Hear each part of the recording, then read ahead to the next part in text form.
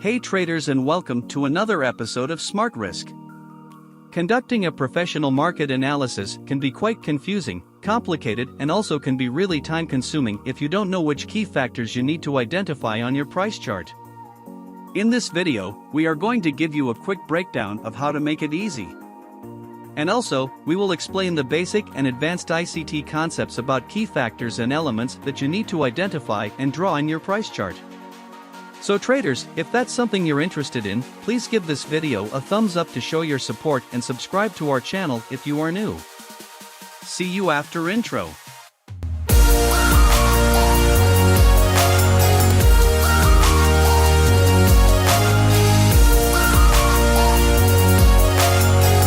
Welcome back traders.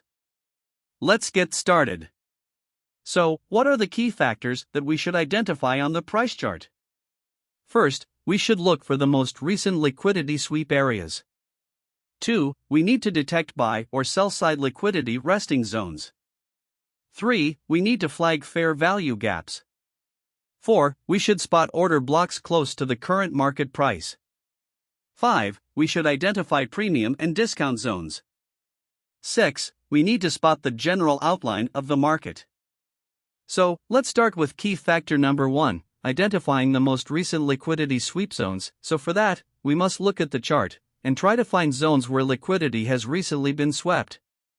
If you are unsure of the liquidity definition in places where we can find liquidity, please go through our channel and watch our liquidity and inducement video, which is linked in the description.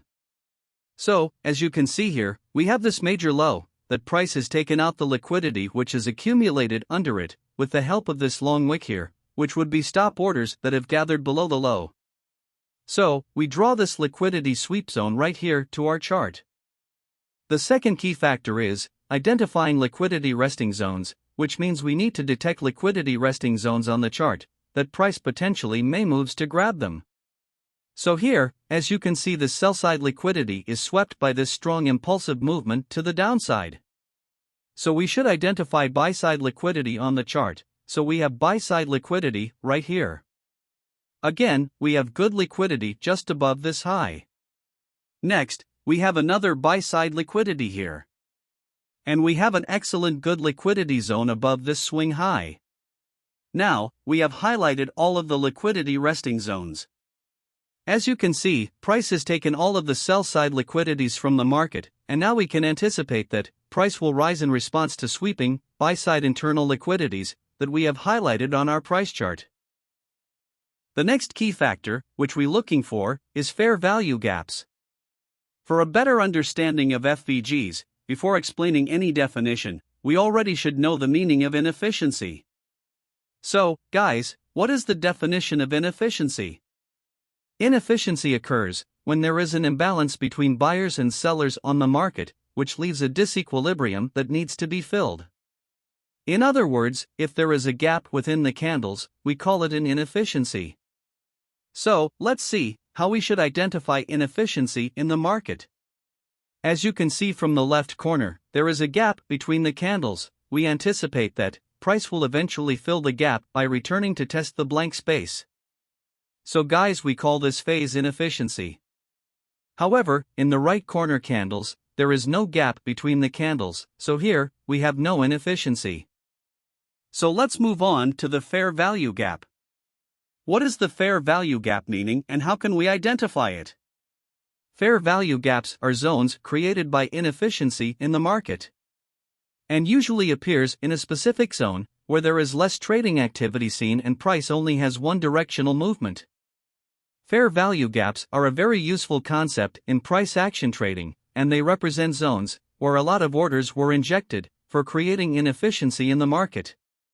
FVGs represent new trading opportunities, especially when coupled with order blocks. Fair value gaps can become a magnet for price in the future to fill the inefficiency as there are many resting orders. We can use them as targets for our entries. So let's see how we should identify a fair value gap. Fair value gaps are formed inside a 3-candle sequence and are frequently shown on the chart as a large candle, which the upper and lower wicks of its neighbor candles do not fully overlap its body. Hence, the fair value gap zone is the area that fills the space between the wicks, which is drawn on the body of a candle. Here, during the price move down, a fair value gap or liquidity gap is created by the lack of buying pressure, which overlaps that part of the move to the downside. The key to identifying fair value gaps is that the gap can only be calculated by taking the impulse up or impulse down candle, as well as the candles on either side of it. Everything else does not contribute to that gap. These packets of liquidity are important and can act as strong entries, as the market is drawn to liquidity, which means, when price is planning to move downward, it wants to sweep the potential liquidity zones above it. Thus, FVGs are great areas where the price may rise, and after testing them, may continue to bearish with even more strength. So, let's get into price chart and spot the fair value gaps on our chart. So guys, the current price is here, so we should look above this level for identifying fair value gaps. We have a fair value gap right here. Again, we have another fair value gap here, and we also can identify this zone as a fair value gap. We have got 3 fair value gaps above the current price. That price can potentially come up and hit any of them. And also we have this tiny fair value gap, and also we can spot another fair value gap just here. It is generally advisable to mark up fair value gaps in the vicinity of the current price. Because if we ignore them in our trading system, then probably we might have to endure some losses. So guys, let's move on to the next key factor that we need to mark up in our price chart. We have to identify the 4th key factor on the price chart, which is order blocks near the current price. So let's start with the order block exact definition. Order blocks are very important optimized supply and demand zones that include a large amount of buy and sell orders. When price reaches them, it may potentially change its direction to the opposite way. So let's see how we can identify an order block on the candlestick chart. In the bullish scenario, the last bearish candlestick before the start of a heavy bullish move is detected as an order block. Or the first weak candlestick before a drastic move. However, for having a valid order block, the recent market structure must be broken. The same concept applies to the bearish scenario. So, here in the price chart, if we look a little bit more precisely, we can easily spot this order block, where price is hit and reversed from it. As you can see, we also have this perfect order block, just near the fair value gap and liquidity resting zone. Let's move on to the next key factor. So, the next key factor is identifying premium and discount zones. What are the premium and discount zones? For having high probability setups, we want price to be in the best areas.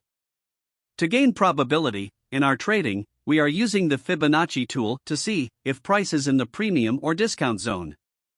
We buy in the discount and sell in the premium.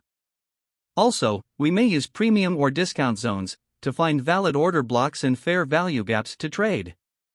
For example, if the market is bullish, trading the bullish order blocks that are located in the discount zone would help us to improve our trading strategy and reduce the potential losses. How should the premium and discount areas be drawn on the chart?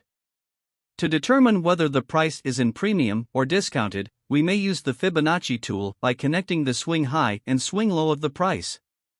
The zone, which is located under the 0.5 Fibonacci level, is known as the discount zone, and also the zone, which is placed above the equilibrium line, is known as the premium zone. These zones are only reliable if impulsive movement breaks the recent structure. For drawing premium and discount zone in a bearish scenario, the Fibonacci tool is pulled from the start of the impulsive movement to the end of it. The same concept applies to the bullish scenario. So, let's add premium and discount zones to our chart. As you can see, we have this bearish impulse movement, so for drawing premium and discount zone, we use the Fibonacci tool from the high of this movement to its lowest point. Then we draw a line from the Fibonacci tool's 50% level. So guys, the zone below our equilibrium level is known as the discount zone, and the upper zone is the premium zone. Hence, whenever price is below the equilibrium level, or in the discount zone, we should be taking long positions. Similarly, whenever price is in the premium zone, which is considered to be expensive, we should be taking short positions.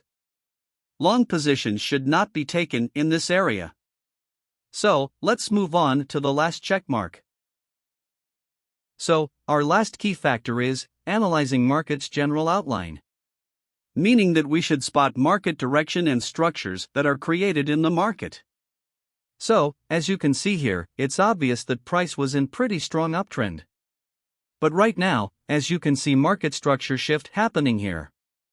Because price couldn't make a new higher high, and finally created this change of character by breaking this higher low to the downside.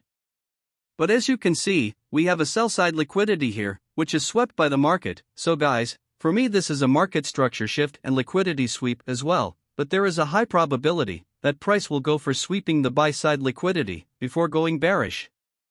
As the market structure and character have changed, we can claim that price is generally in a downtrend.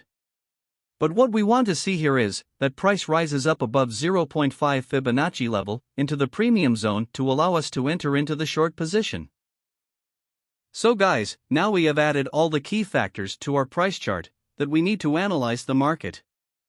You can see that the market structure has changed in the 4-hour time frame, and as a result, we are anticipating a bearish price movement. If you zoom into the lower time frames, you already can see sell-side liquidity has been swept, and in the process of sweeping liquidity, price has generated these three fair value gaps. So, which one is the most significant fair value gap out of all of these three? This fair value gap has more significant for us because, first, it is located in the premium zone, and second, we have a very good liquidity resting zone just below the fair value gap. Since price has swept this sell-side liquidity level, I expect the price to rise for sweeping out this buy-side liquidity level, and maybe continue to move upward till this fair value gap zone. And after filling it, may get reversed and continue to its bearish movement. We can already use ICT trading strategies and patterns to take short positions from this zone as the price reaches the fair value gap. In the upcoming episodes, we will go through and optimize a variety of ICT trading patterns and strategies that will undoubtedly support your trading system and greatly improve your win rate. So keep an eye out for that. That's it, traders. If you enjoyed the video and want us to keep making more videos week after week, please be sure to click the subscribe button and turn on the notifications bell, and also in the comments section, let us know your opinions and tell us what kind of topics you want us to cover. And we'll work our best to create more videos for you. So thanks for watching, and we'll see you in the next episode.